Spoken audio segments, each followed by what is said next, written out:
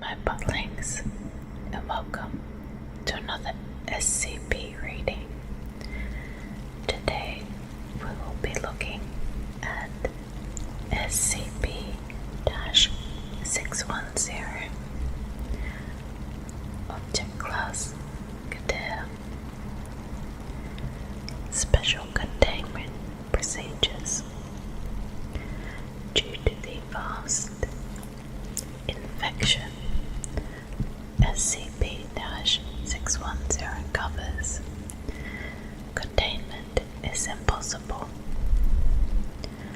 Isolation of the area has proved far more effective, and permission has been granted by the Russian government to establish a perimeter to keep people out of these areas under the guise of military operations. Should any organism displaying traits consistent with SCP-610 be sighted near this perimeter,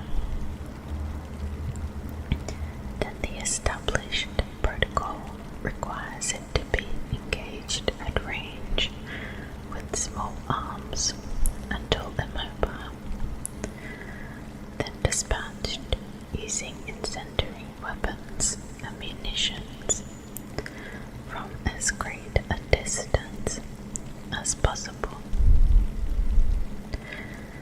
Any living thing coming in physical contact with an organism infected with SCP-610 is considered expendable and is to be immediately terminated and incinerated. Any persons coming within 3 meters of SCP-610 infected life are to immediately withdraw from the area, be isolated from the rest of their team, and subjected to medical examination using only remote techniques to determine if infection has occurred, and appropriate steps taken based on that determination. At present, the known infection vectors for SCP-610 spread seem to be focused on physical contact. Drone movements within heavily infected areas have returned air samples containing minute particulate, which, when exposed to organic compounds, will result in the spread of SCP-610. The results of these particular tests have revealed that most require several days to manifest, if at all, with the exception of direct contact with exposed lung and liver tissue. These particular tests show a rapid rate of growth which requires incineration of the testing environment no more than 24 hours after initial exposure, with even a 2-hour mishap risking a compromised facility event. Given that this kind of rapid growth only occurs in organic material existing outside the human body, this form of infection is currently considered a minor concern. These peculiarities have given rise to a series of questions regarding the possible origin of the infection in conjunction with the failed data expunged. Containment protocol remains at a scorched earth foresee at this time, and no concern for transmission via water or air at infection parameters exists, barring situational changes in the field. Description: initial reports of SCP-610 came direct from the Russian government through undisclosable channels. These reports consisted primarily of disappearances of farmers in the region and were not considered until the local police, followed by the regional police, and finally a government dispatched agent, all failed to report in within a 72-hour period. A small military contingent was dispatched to the area and quickly withdrew, at which point the Foundation was contacted to investigate. The area SCP-610 affects is close to Lake Baikal in southern Siberia. Areas of known infection are marked on a map provided to us here. Please see video description for link to map. Containment perimeters are marked in blue surrounding these infection areas, and as of present, no further locations have been identified. Incursions into the perimeter must be reported prior to conducting, confirmed during exploration, and debriefed on immediately following return. SCP-610 appears to be a contagious skin disease at first, with symptoms including rash, itching, and increased skin sensitivity. Within 3 hours, the disease will cause blemishes, resembling heavy scar tissue to form in the chest and arm areas, spreading to the legs and back within an additional hour, consuming the victim completely within 5 hours. Exposure to higher temperatures vastly decreases the time for the contagion to spread, and complete infections have been recorded occurring in as little as 5 minutes. After the completion of the infection occurs, the victim's life functions will cease for approximately 3 minutes, after which time they will restart at 2 to 3 times the activity rate of a normal human. Following this, the scar tissue on the victims will start to move of its own accord and grow at a rapid rate. Normal human features start to disappear at this point under the infection, and the path of mutation appears to be largely random. Subjects observed in this stage of infection have been recorded as growing 3 or more limbs of a type such as arms or legs that may become misshapen and elongate or widen out, and parts of the subject may split open, from which additional branches of flesh will grow. The duration of this stage of infection is unknown, and not all subjects appear to progress progress to the later stages. Under unknown conditions, an infected individual will cease moving and place itself in a location it deems suitable where it roots itself. The fleshy growth on the victim will then begin to spread itself across all surrounding objects and consume them. Such objects do not spread the infection as living creatures do, however, and the effect of prolonged contact with these objects is recorded later in this document.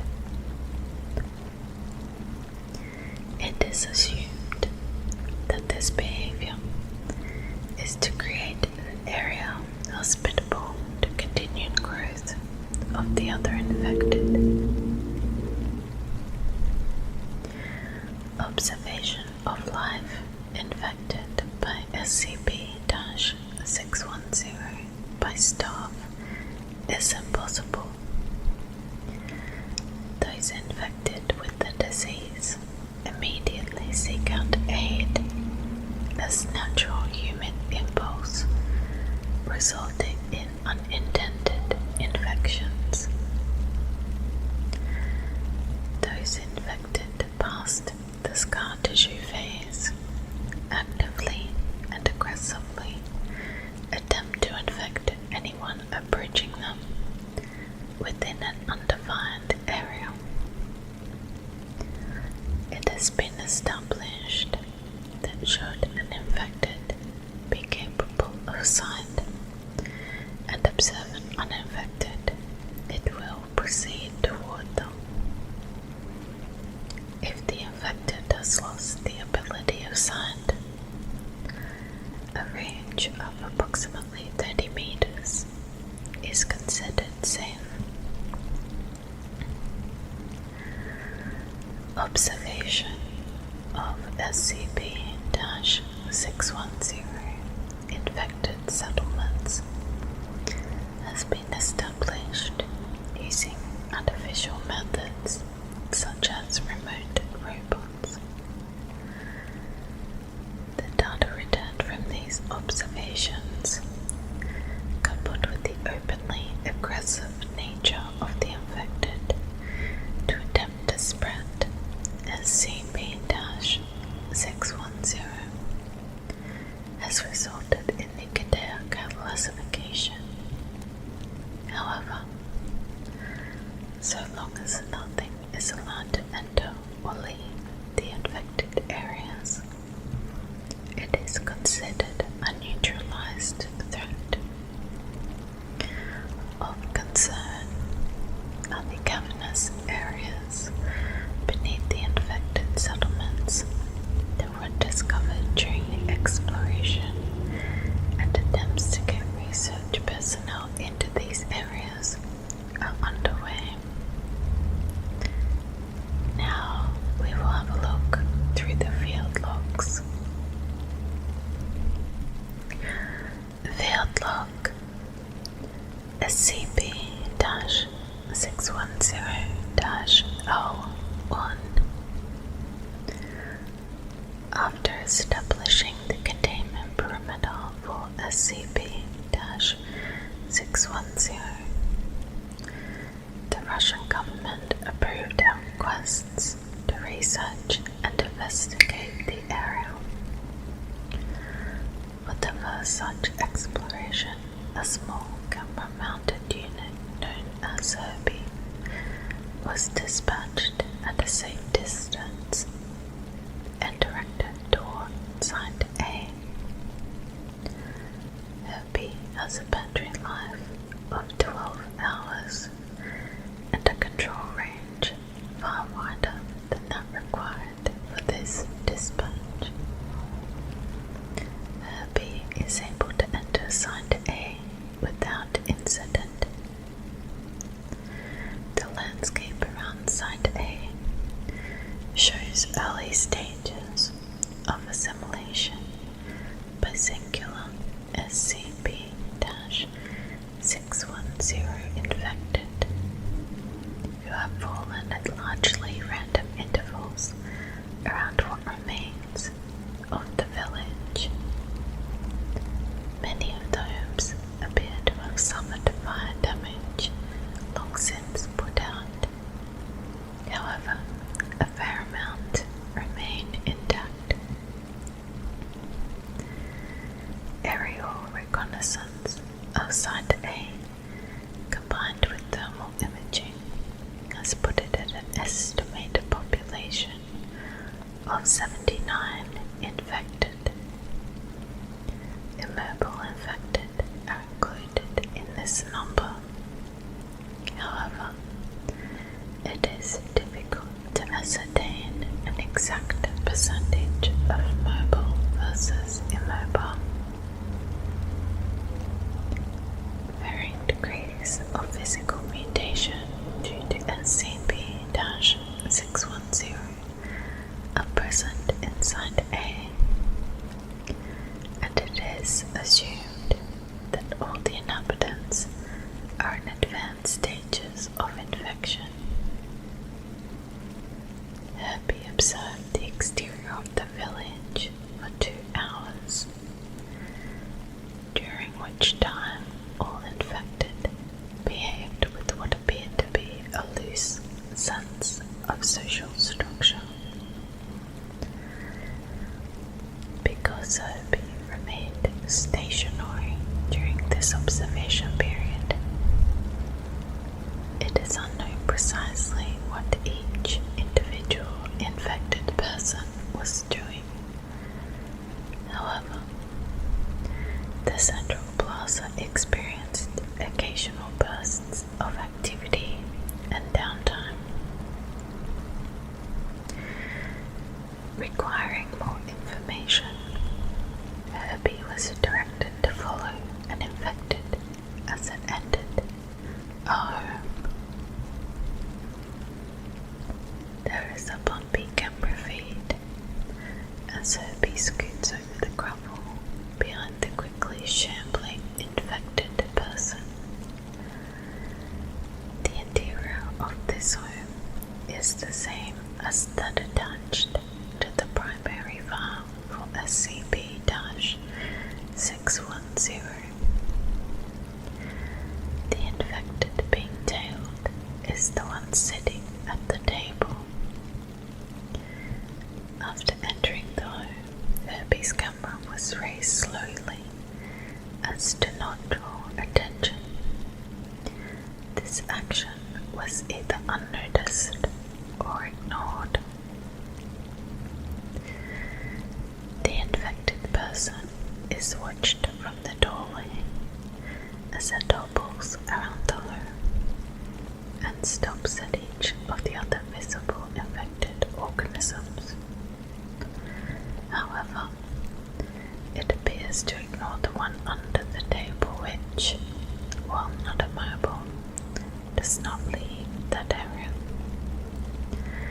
What this creature was before infection is unclear.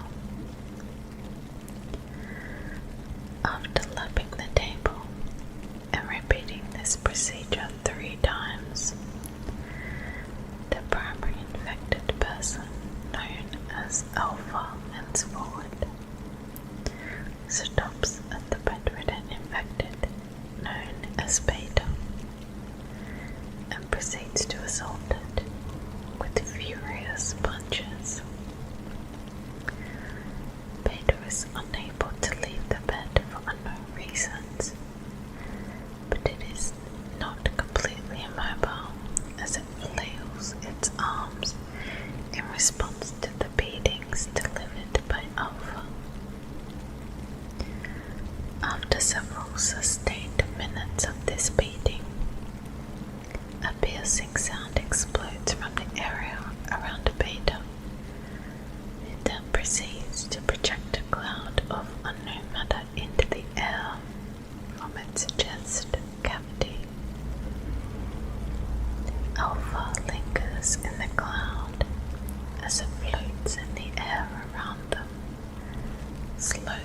descending to the ground.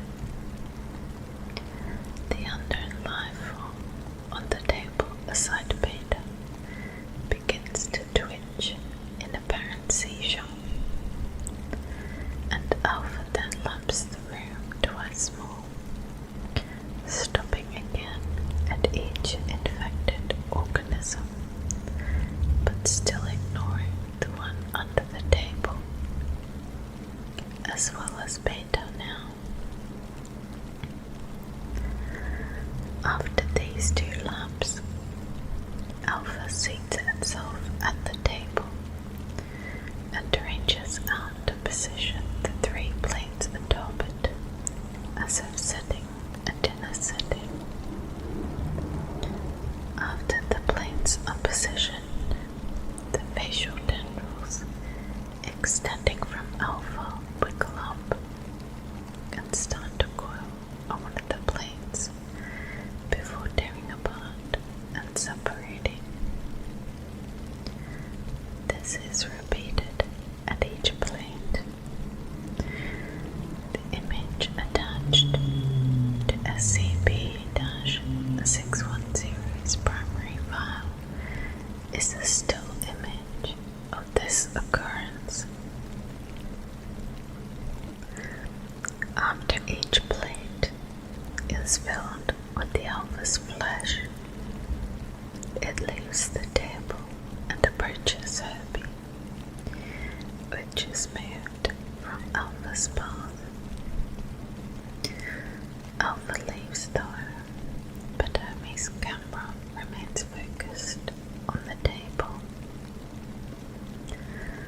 After several minutes, a group comprised of 6 to 7 infected enter the room from outside, still ignoring Herbie.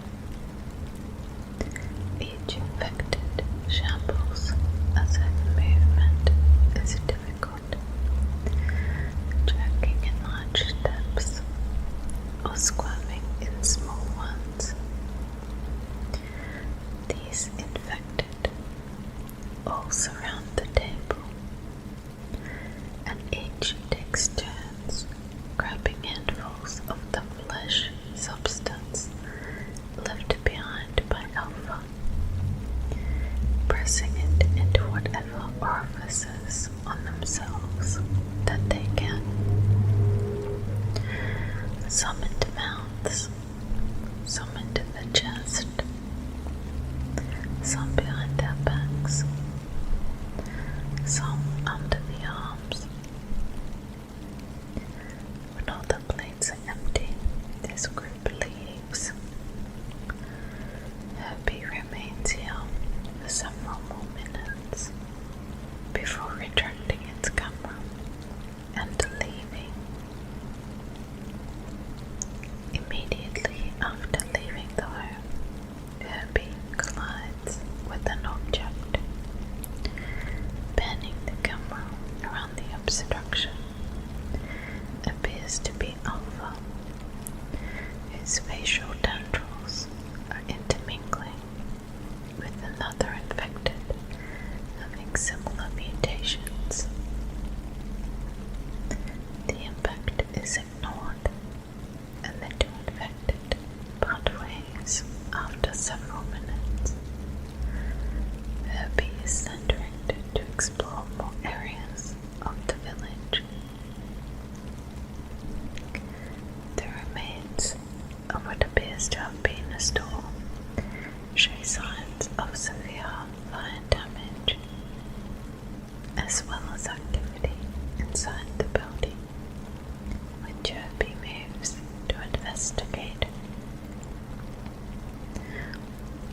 The door is slightly ajar, and with firm movements of Herbie, it is pushed open. No notice is taken of this action, or it is ignored.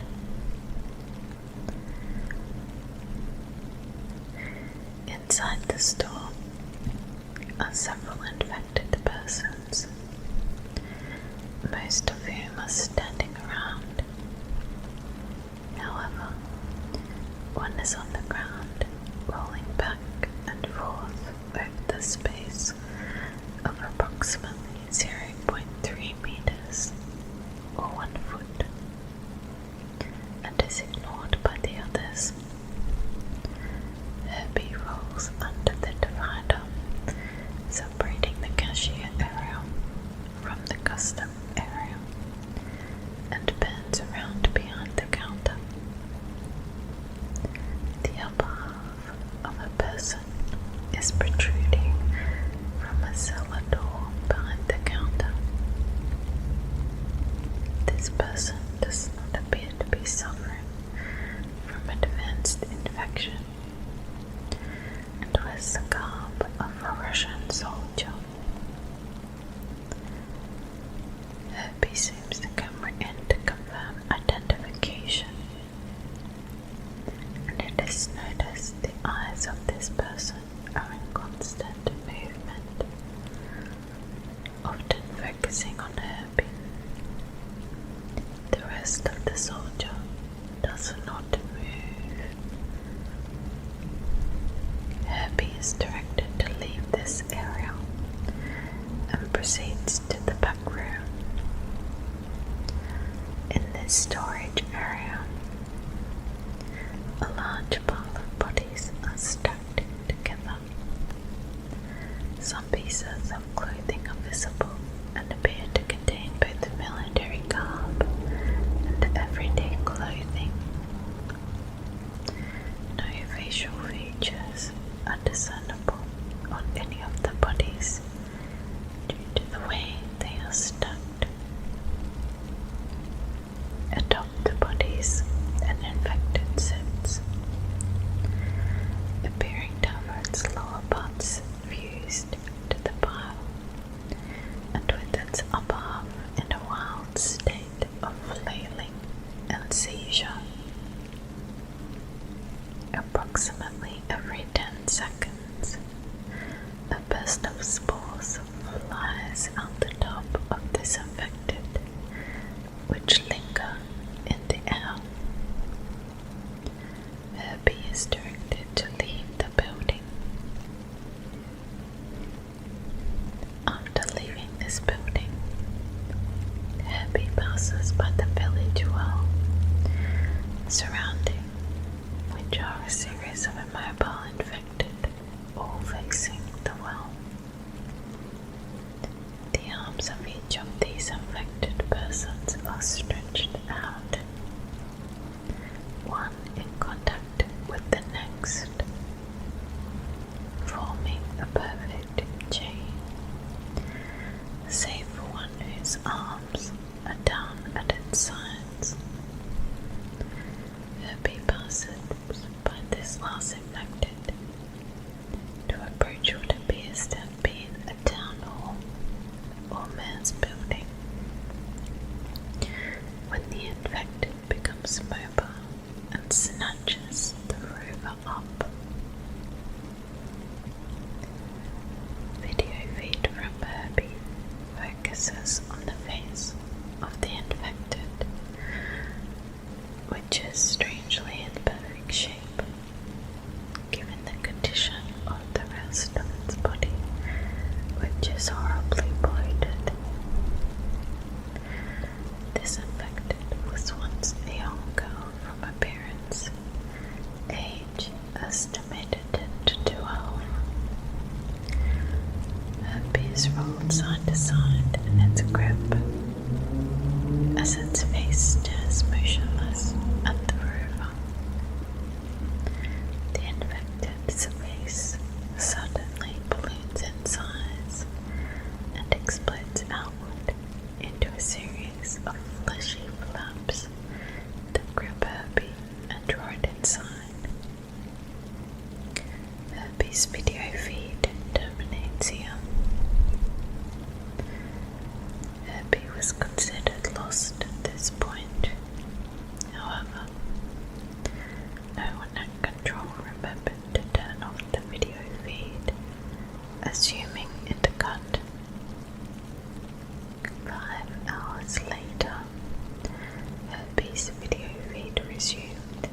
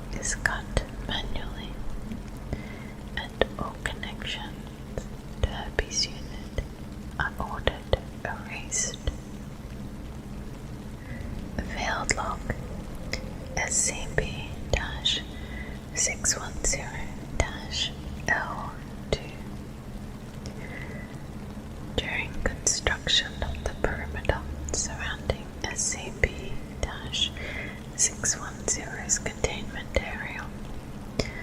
Several Class D personnel were infected due to assaults from infected villagers or animals roaming the area, in addition to a number of infections as a result of escape attempts and careless behavior.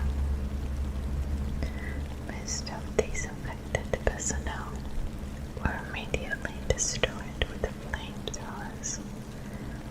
However, a small collection of infected were contained in cold storage units, which prolonged the inevitable progression of SCP-610's mutated properties. The decision was made to utilize some of these infected personnel as video relays and dispatch them into nearby sites. Due to the concern of loss of equipment, as evidenced in SCP-610-L1, all 3 subjects that were used in this manner were sent in with a single video system to Site C. Additional equipment issued for this dispatch include a 1-gallon container of gasoline, 3 emergency flares, 3 9mm pistols with 3 magazines of ammo each, 3 single-serving food rations. The infected personnel were instructed to observe and avoid interaction with the infected villagers as long as possible. But should a situation arise where they are met with aggression or feel they are losing themselves to SCP-610's influence, they are free to kill as many infected villagers as they so choose, and do as much damage to infected objects and property as possible while maintaining video feed. The intent of this order was to provide data of SCP-610 infected communities in a raid situation, so a plan for eradication could be better established. At the time of this expedition, Site C was suspected to be a possible origin point for SCP-610, having far fewer mobile infected than other sites, as well as structures which appear to have been layered over several times with the terraforming effects of the immobile infected. Dispatched Class D personnel, known henceforth as DI-1, DI-2, and DI-3, were directed to pay particular attention to anything that could be considered an origin point for SCP-610. The trek from our perimeter camp to Site C was uneventful. There is no evidence of any native animal life in the area. As Site C is approached, there is a notable rise in the temperature within the last 30 meters of the trip that necessitates removal of the heavy gold-based coverings that were provided. The temperature rises again sharply at the entrance to Site C,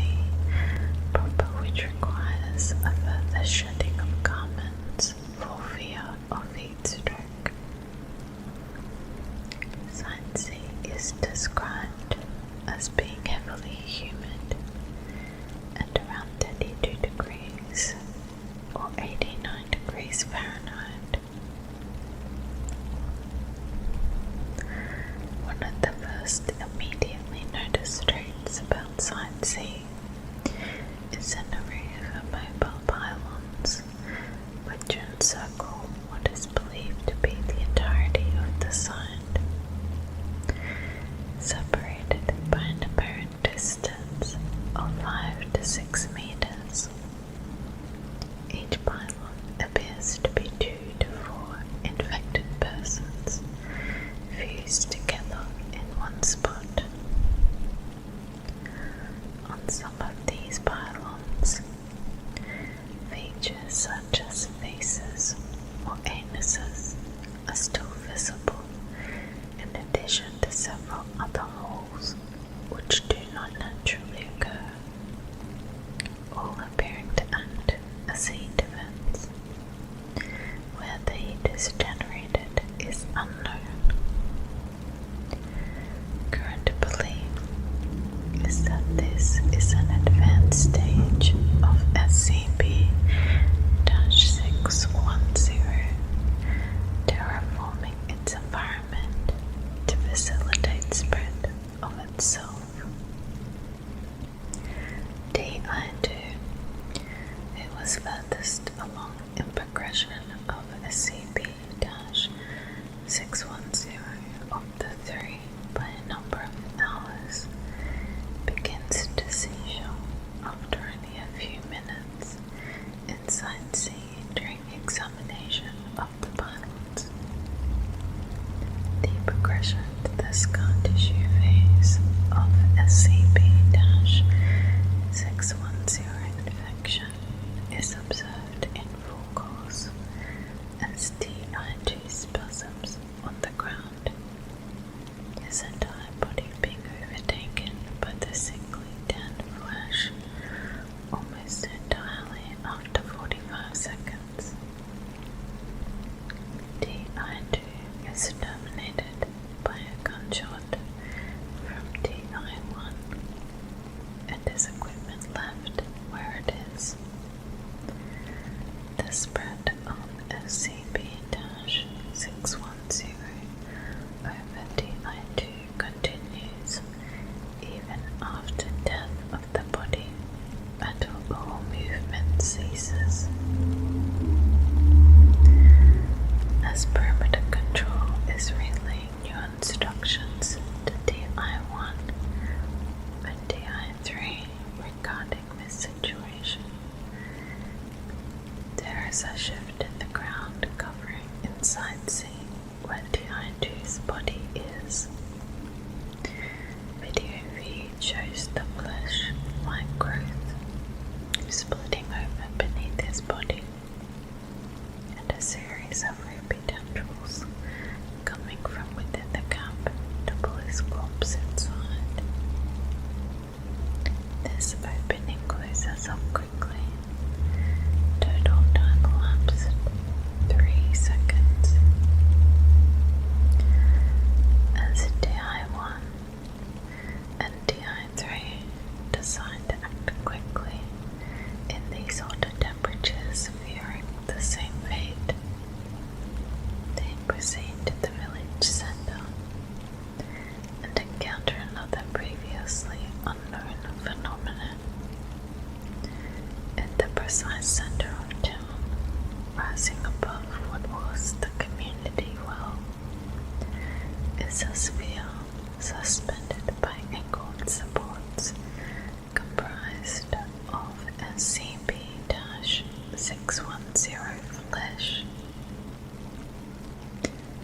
This ball is riddled with the features of humans in early stages of SCP-610 infection, as well as a good number assumed to be in later stages. A number of specimens of non-human life forms, such as deer and bears, are also visible within the mass. The entire sphere of flesh pulses at roughly a 5-second interval, and with each pulse emits a ring of spore-like material from its equator. This material floats to the ground and appears to be absorbed into the converted environment. DI-3 begins to douse the sphere with the provided gasoline, and when questioned by a panicking DI-1, explains this looks like a good thing to burn as any. At this point, perimeter control has ceased giving commands due to the rapid deterioration of events. There is no reaction from anything within Site C to any of this activity until the precise moment at which a lit emergency flare is applied to the spherical mass, which immediately goes up in flames. The remote feed plays back a noise from an unknown location that seems to come from a location far outside of Site C, but was reported as being heard even at perimeter control by both Site C and A. This noise is described as both explosive, as if multiple high-yield charges were detonated on a mountainside, and alive, like a large feral creature roaring. Within 15 seconds following this sound's dissipation, Site A reported that a series of explosions had occurred within the village. 5 seconds after this report, the spherical mass in the middle of Site C explodes. DI-1 and DI-3 are thrown by the blast. DI-3 is confirmed deceased by DI-1 after regaining his footing, having suffered injury from stone shrapnel from the well. DI-1 is able to report he has bruises and ringing ears, but aside from the rapidly spreading SCP-610 infection, he suffered no blast damage. During this recording of footage, DI-1 had his video equipment removed and was looking into it.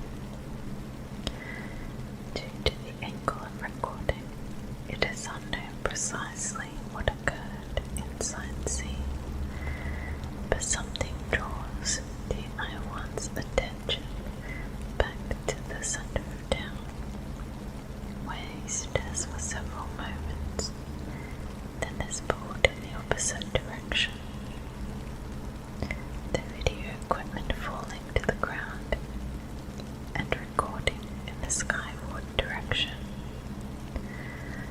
The last moments of footage from DI-1's video unit display a humanoid figure moving through the air, followed by the sound of an impact in the same direction.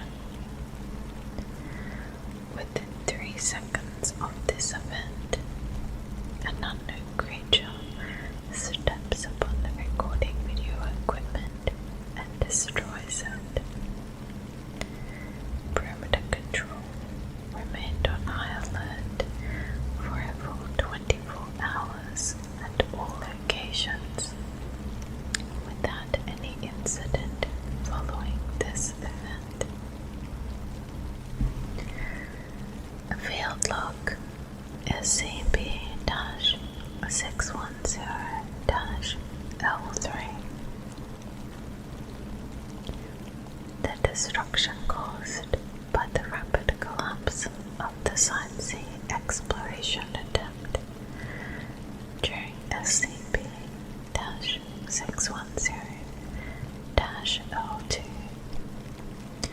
resulted in a series of unexpected events in Site A.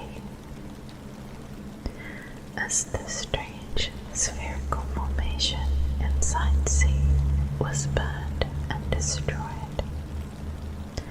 the SCP-610 infected inhabiting Site A were recorded by aerial drones going into seizures and convulsions.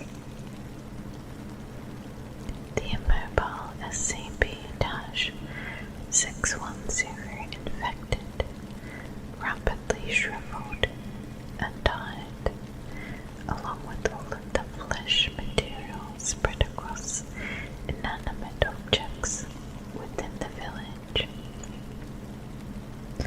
The mobile SCP-610 infected, who were able to regain their footing, all proceeded to what appears to have formerly been an upper-class residence and entered the building.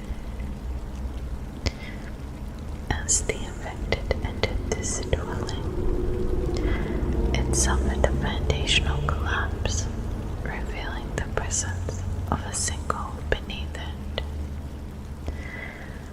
The size of the hole in relation to the structure above it posed a possibility for an entire building to collapse, suggesting something within the hole applied force directly to the structure with the intent to pull it inside and expose the hole. The revealed hole is approximately large enough to accommodate 3 grown men standing shoulder to shoulder. Light sources supplied by remote drones failed to penetrate further than 4-meter depth into the hole. Objects dropped into the hole did not produce an impact sound, suggesting a bottom potentially more than 1,000 meters down. Research of the exterior of the Site A hole was only able to be carried out for 2 hours' time. Samples of the atmosphere in Site A indicated a complete death of SCP-610 related materials. All infectious life that did not evacuate into the hole died above ground and quickly became shriveled husks. And exploration of Site A was approved and commenced immediately. In the span of 30 minutes, a total of 3 research teams, consisting of 2 to 3 research staff and 4 to 5 armed escort each, were dispatched and setting up stations within the remains of the village. Samples of deceased SCP-610 infected and converted matter was sent back to Perimeter HQ for processing and transport. One team was able to recover a small sample of still living SCP-610 tissue substance from a building and pack it for research. Within the second hour of exploration of Site A, series of echo reverberation units were set up surrounding the hole with the intent of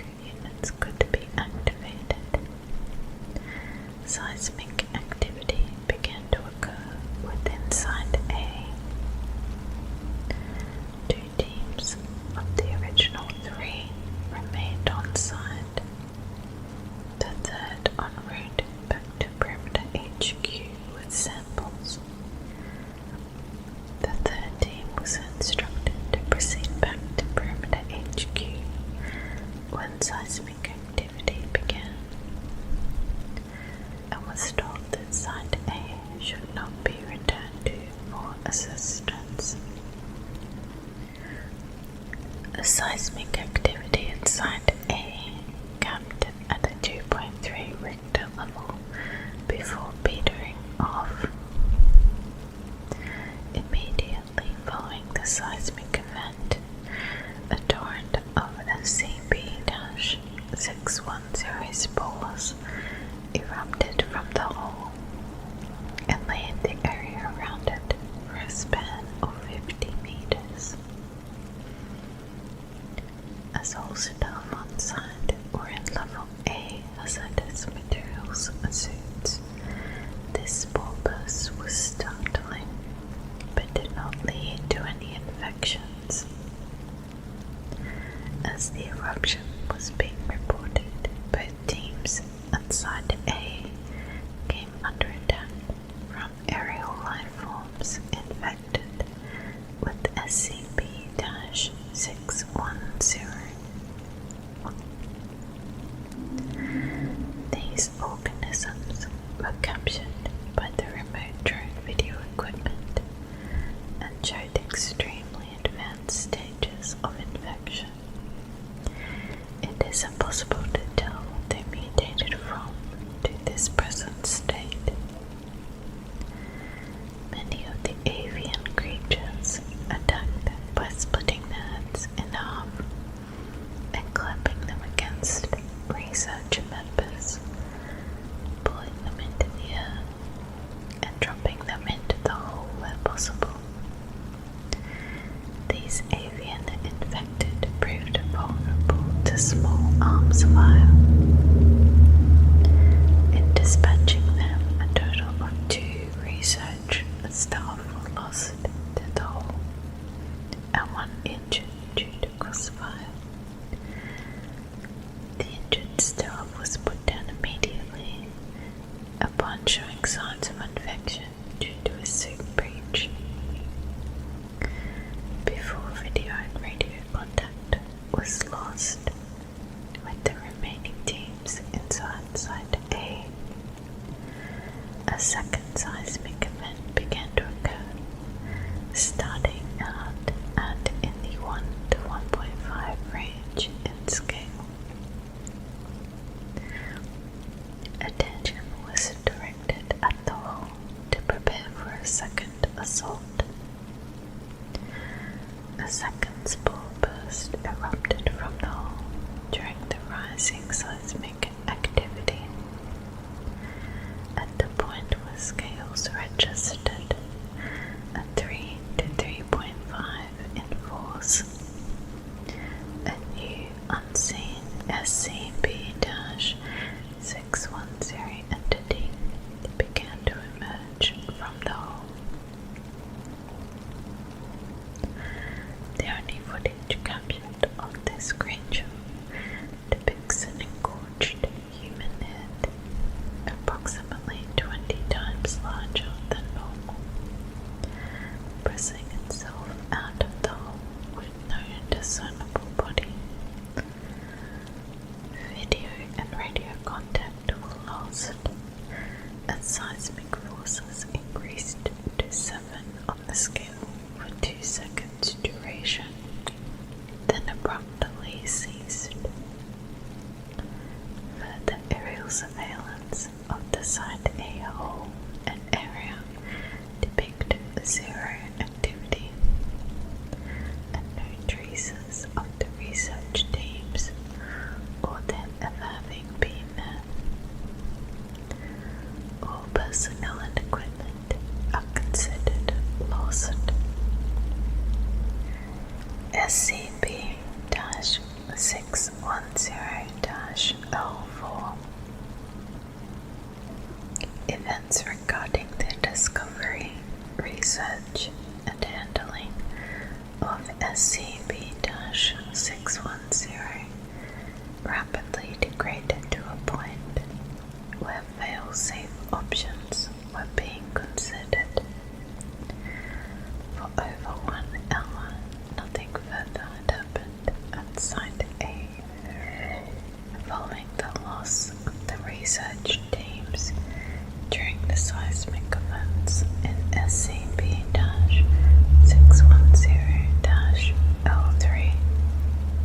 subsequent containment with previously unseen SCP-610 life forms.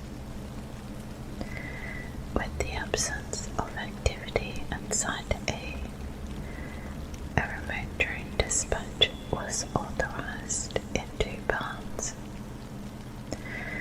The first part would drop a remote relay device at the entrance to the Site A single, and the second part would dispatch a drone into the hole directly to relay its data to the remote relay for transmission back to HQ.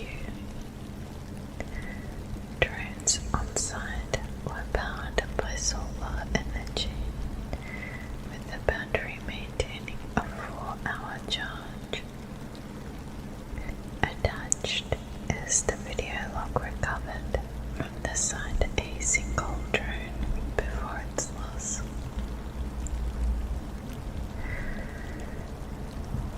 Video feed activates. Researcher's face is seen looking into the camera, applying a polishing cloth to lens. This is explorative drone SCP-610-1 coming online. Systems checkout. Video confirmed. Feed is good to relay station. We are testing rotors now and deploying if successful. The sound of helicopter blades starts up as a video feed begins to lift in the air. Camera tilts left and right to test band features, then directs itself toward the Site A single. Video feed is go. Engines are go. Links are green. Alright. Sending drone down now. Audio from the outside world fades away as camera angles itself down and peers into the darkness within the single. After approximately 2 minutes of descent, lights on. The drone activate and illuminate a roughly dug shaft. Initially, it is unclear what could have created the hole, but at a glance it would appear the shaft was created by a single event rather than dug over time. At 15 meters descent, there are traces of SCP-610 material attached to the dirt and stuck to rocks. The material is dormant, but retains its texture and appearance, unlike samples from above ground level, which shrivel and dry rapidly. There is a possible connection with this material and the events last recorded during SCP-610-L3. Descent continues. At 100 meters in depth, branch tunnels become visible in the walls of the single. Panning of the camera reveals small tunnels branching out at apparently random intervals, but which are not restricted to any one side of the hole. These tunnels are considered too small for any useful exploration to occur. Descent continues. Increase intensity of SCP-610 materials on walls is noted as depth increases.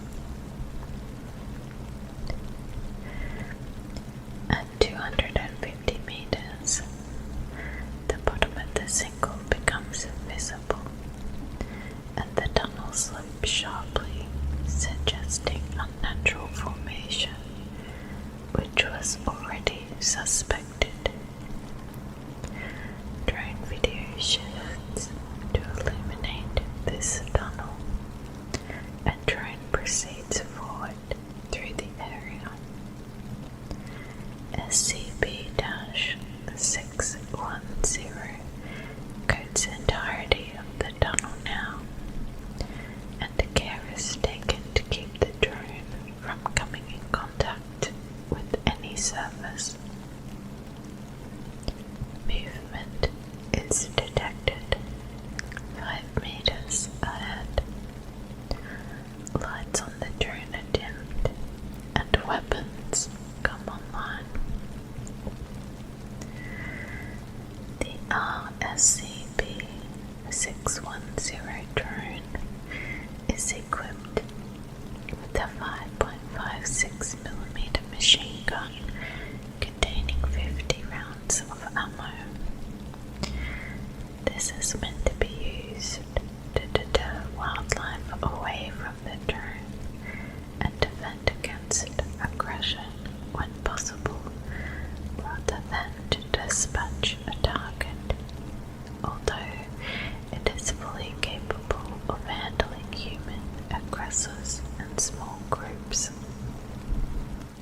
Camera focus turns to the moving mass of flesh ahead at 3 meters. After focus clears, the movement appears to be coming from what appears to be a deer, uninfected, wriggling in the grips of tendrils composed of SCP-610 material. The deer is being suspended above the ground with unclear intent. The drone is moved past the trapped deer while holding it in view of the camera until safely away. Nothing occurs with the deer, and the drone proceeds past undisturbed. The previously fairly level ground of the tunnel displays large humps in apparently random placement, 5 meters ahead of the drone, 30 meters past the encountered deer. Upon approach, these lumps turn out to be similar to the infected villagers who escaped from Site A into the sinkhole after the destruction of Site C. The sound of rushing water is now detected, and the drone is pushed forward. 100 meters further into the tunnel, the sound of running water is now deafening. Drone lines reveal a running stream of water, potentially from one of the adjacent rivers in the area. A sample file is placed in the water, allowed to collect, and then released with an active tracking beacon. Later recovery of this sample indicates no SCP-610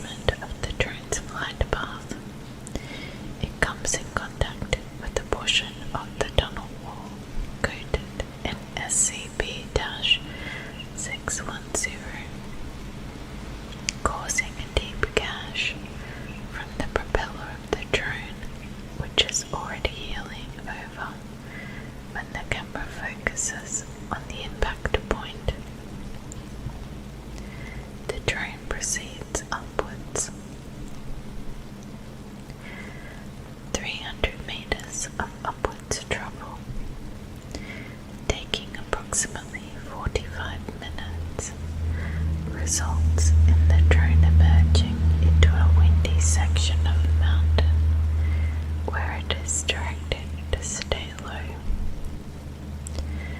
Camera panning of the area reveals what may have once been a village, long since abandoned. The precise location is unclear, but it is assumed to be in the vicinity of Site B, judging from estimates in travel by the drone.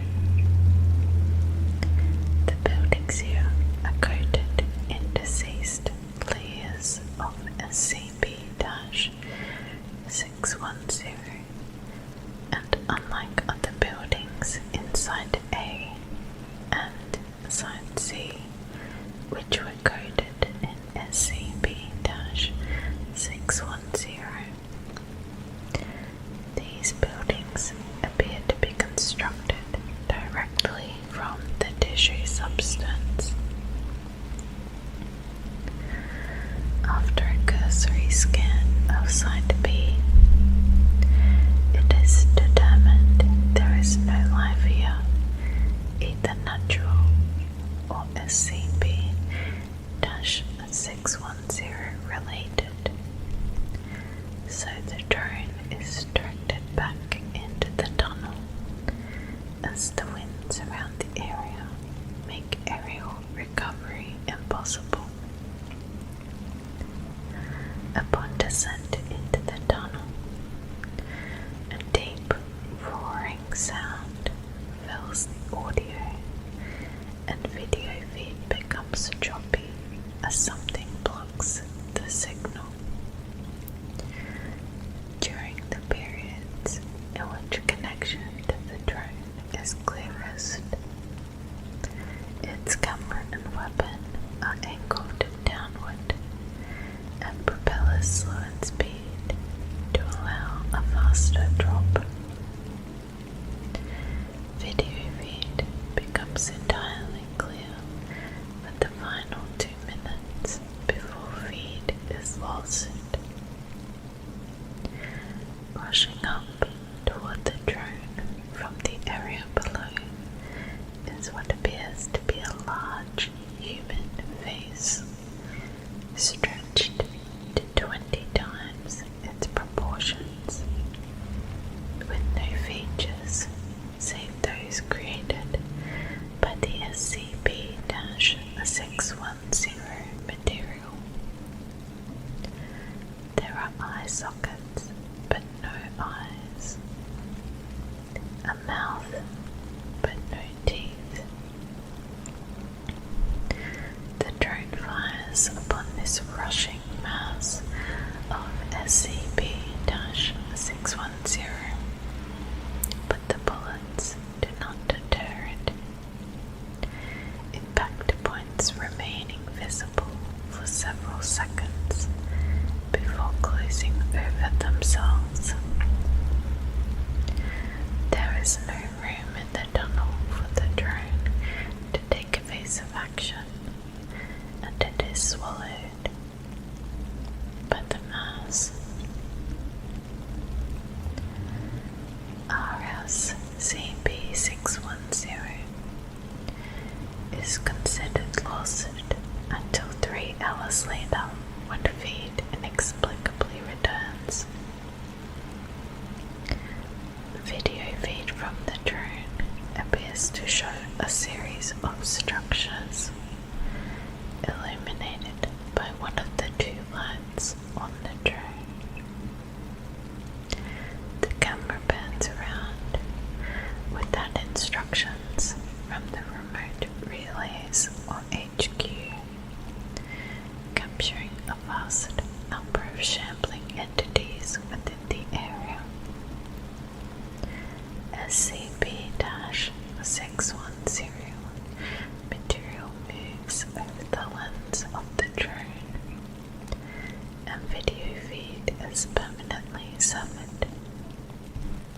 Approval from Central HQ was granted for a manned assault excursion into the tunnels beneath.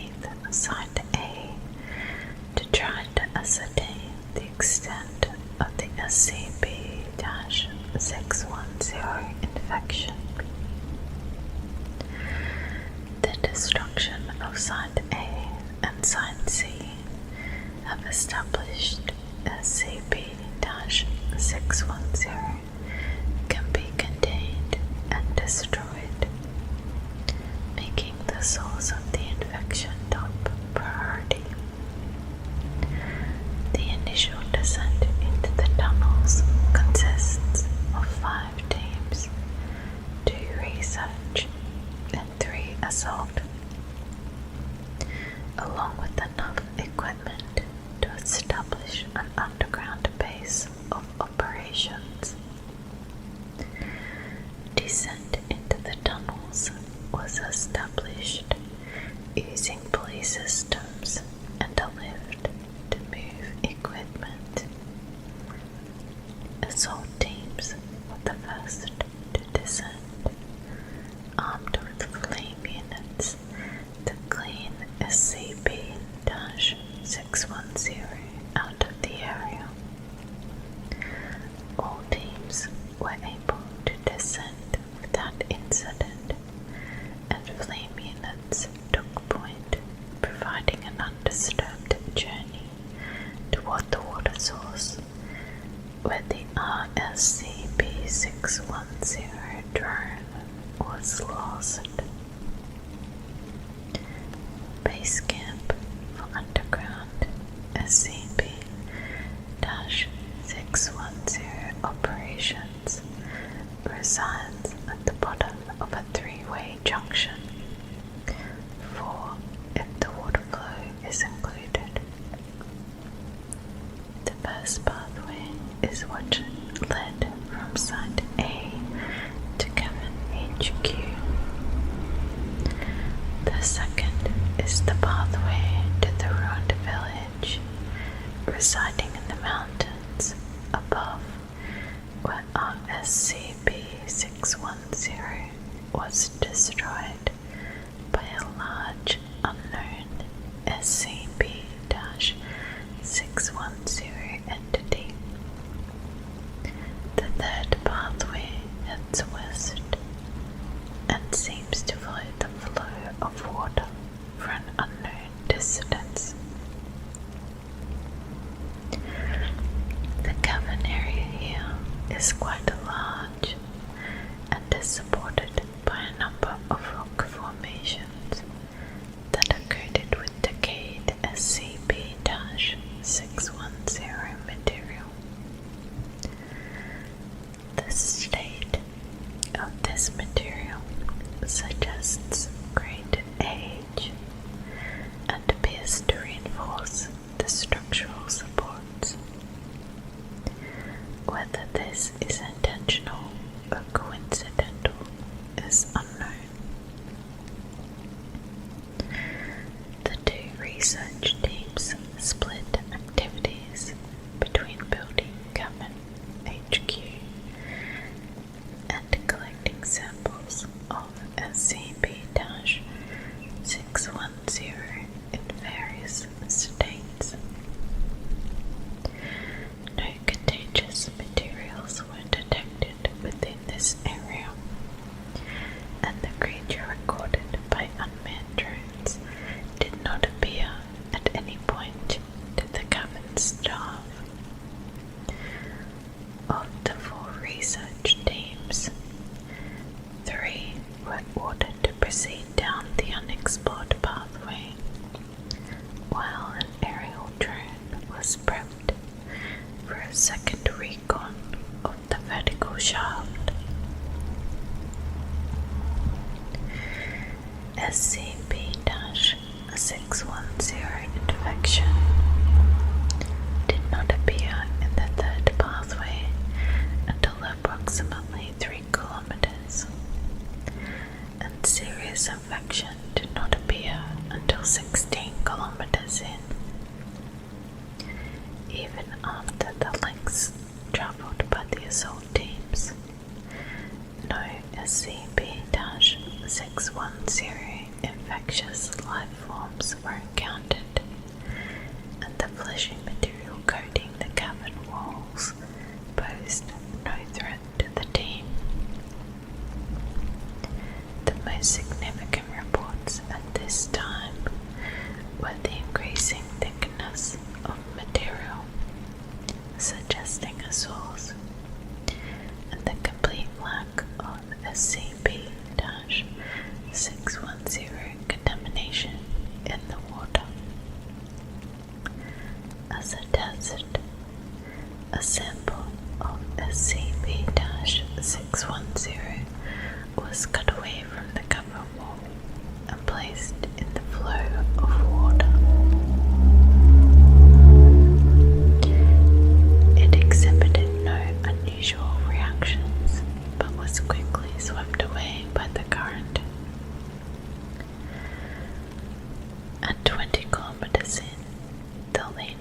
assault teams requested a transport buggy be dispatched to them. One was available at the ground above HQ. However, it would take time to move it to Cabin HQ and then remote drive it to the teams. Rations provided to the assault teams were sufficient, so a camp was established while the buggy was removed and readied. During this time, an aerial drone was also sent to explore the vertical shaft. The results of this exploration were placed on hold with the arrival of the buggy at Cabin HQ, and ultimately concluded in document data expunged. The buggy was navigated to the assault team encampment with no events en route. However, upon arrival and preparation to continue the exploration, the assault teams came under attack by a number of large SCP-610 infected life forms that emerged from the area ahead of them. Video recovered from the assault team cameras showed them caught off guard as the SCP-610 infected made no sound and were undetectable. On one film, for 1 to 2 seconds, it appears that some of the creatures are coming out of the SCP-610 materials on the wall, not emerging from them so much as being created by the material and then breaking away to act independently. During this assault, in an attempt to protect the buggy, redacted members were lost to the water currents and contact with them was lost. Contact was regained, however, and is recorded in SCP-610-L6.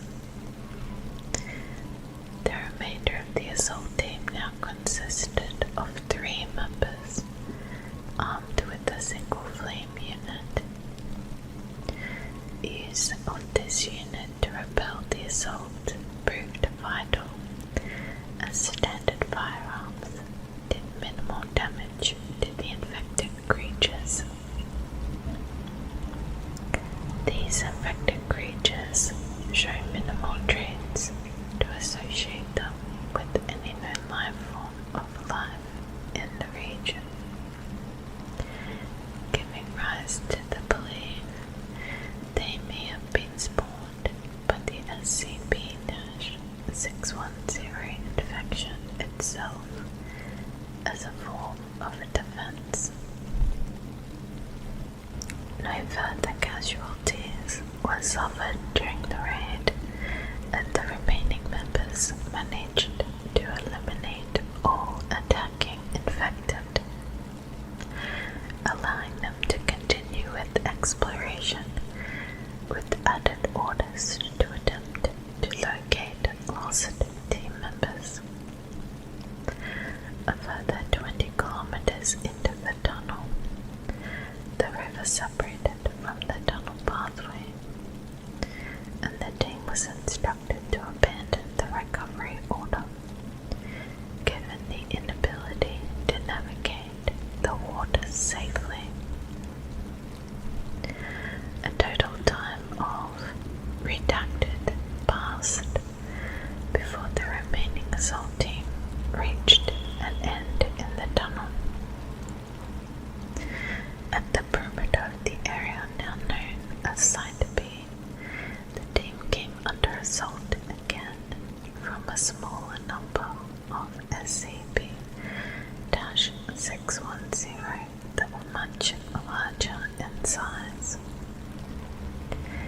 These infected appeared in the tunnel as if they were lying in wait for the approaching team. These creatures were dispatched using the flame unit, although all fuel for the unit was expended in this act. The assault team was now limited to standard weapons and short-range personal flame units.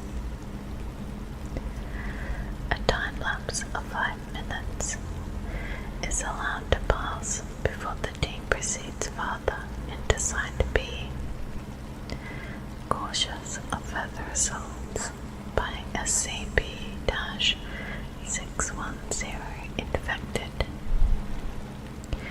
The tunnel widens out in what appears to have once been a village of indeterminate age. The construction of the buildings in this area are primitive compared to the settlements at Site A and Site C, and are of clearly human construction.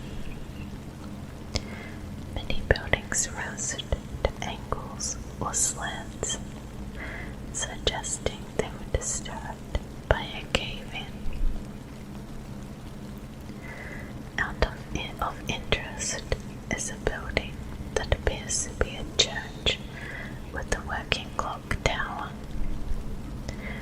This building is built atop the remains of 2 older buildings that have fallen completely and has a visibly stable foundation. Surrounding all structures in this area is a depression in the ground filled with a substance resembling a liquefied form of SCP-610 fleshy materials. The pool moves as if acted upon by minute and unseen forces, rippling outward from invisible contact points and rolling in waves from unfelt winds. The team avoids this pool at all times and proceeds through the ruins slowly on stable foundations where possible, making the church the target. Within the church are pews, as would be expected. However, there are only 4. One of them shuttered, when the building could accommodate as many as 20. The 3 intact pews are arranged in a 2-1 formation facing a pulpit. There is no trace of dust on any surface. The entire area appearing to be immaculately clean, given the location and believed age. Behind the pulpit is a hole in the floor, exposing an area of the SCP-610 pool beneath the building. The church and ruins appear to be uninhabited. An explosion of the church proper is uneventful until the clock tower bell tolls. This tolling triggers a shudder in the building, followed by human screams from the ceiling. Lights shone upon the ceiling reveal a large mass of SCP-610, from which descend a series of 6 wooden circles.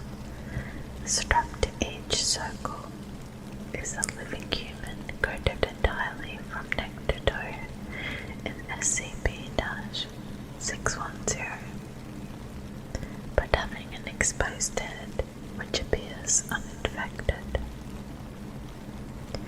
These human captives scream as the bell continues to toll and the circles move to the ground.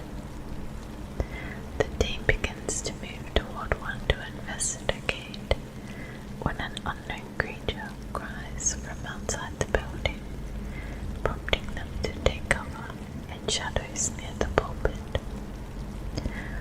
Light sources are extinguished, pitching the entire area into darkness. Night vision is left off to avoid revealing the team's location. Sounds continue to emit from outside of the church, drawing closer but lower than the frantic screams of the captive humans. At least one noticed the team, as the captive humans often go out to be saved.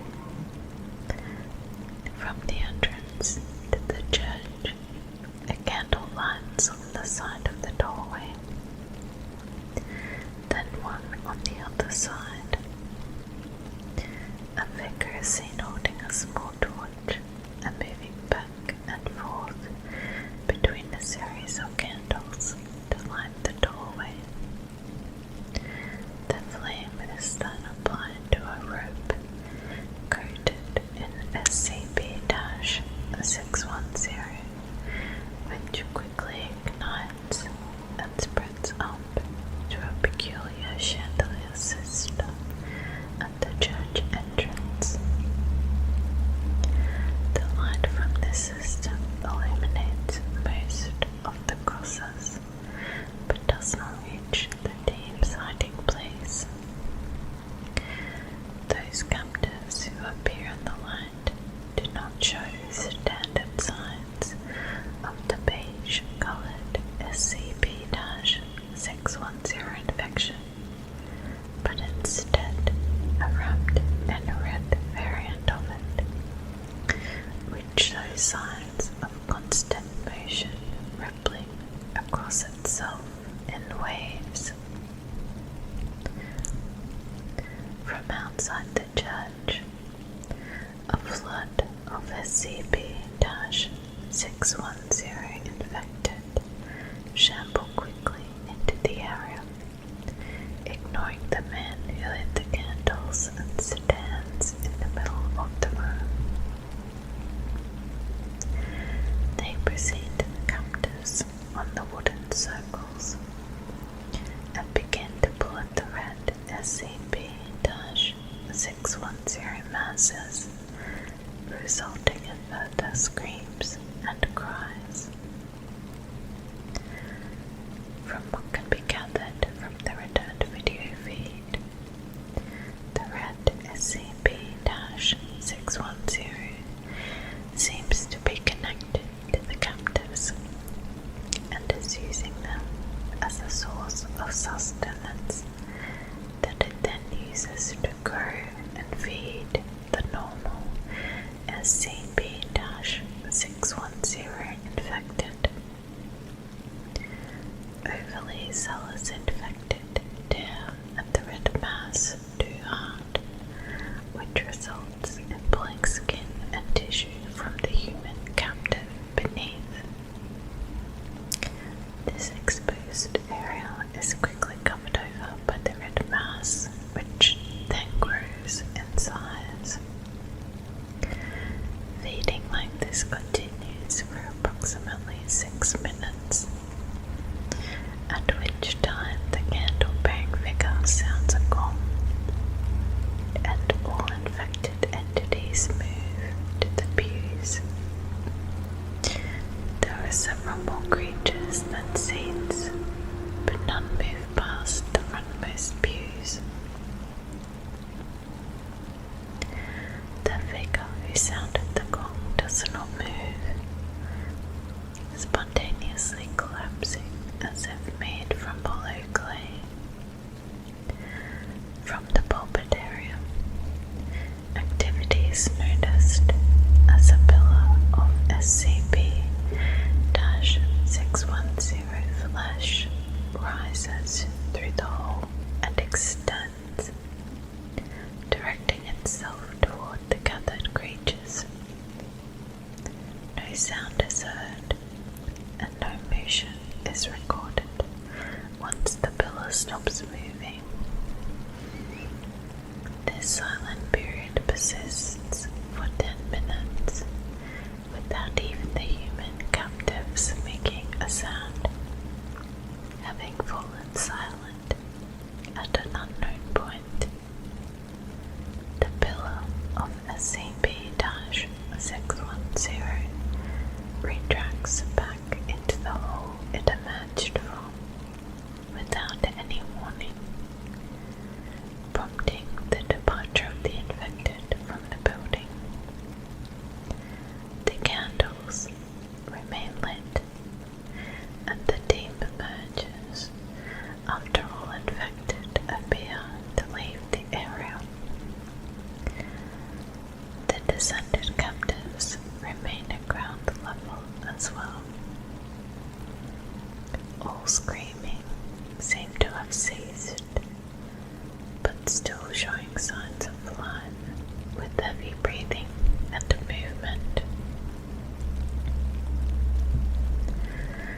Upon departure from the church, camera feeds from all 3 members became erratic. Camera 1 ceases transmitting completely. Camera 2 shoots straight up into the air for several meters. And camera 3 captures the member with camera 2 being flung by a tendril that emerges out of the ground itself, swinging them out of sight onto the other side of the ruins. Camera 1's feed is restored and displays camera 3's owner running briefly in the direction of the lost team member, only to turn and run back as SCP-610 infected pour from between buildings. Combat ensues between the 2 members and the onrushing infected, using assault rifles and personal flame units, successfully driving back enough of the horde to make an escape toward the buggy. Passing by a building, camera 1's owner is ambushed by a figure resembling the figure who was in the church, lighting candles, wielding a large crop scythe. Camera 3's owner continues without pause toward the buggy location. However, the buggy is found half absorbed by the SCP-610 mass covering the floor. While turning to find another way of escape, camera 3's owner turns to find the same figure with the scythe approaching, weapon raised. 2 shots are fired and camera feed ends. 5 hours later, while final decisions were underway to decide how to contain or eradicate the SCP-610 threat, time-delayed video feed from the lost team members who fell into the underground river currents was established and has been filed in SCP-610-L6. Thank you for listening, Botlings. Please see the video description below for all licensing and citation.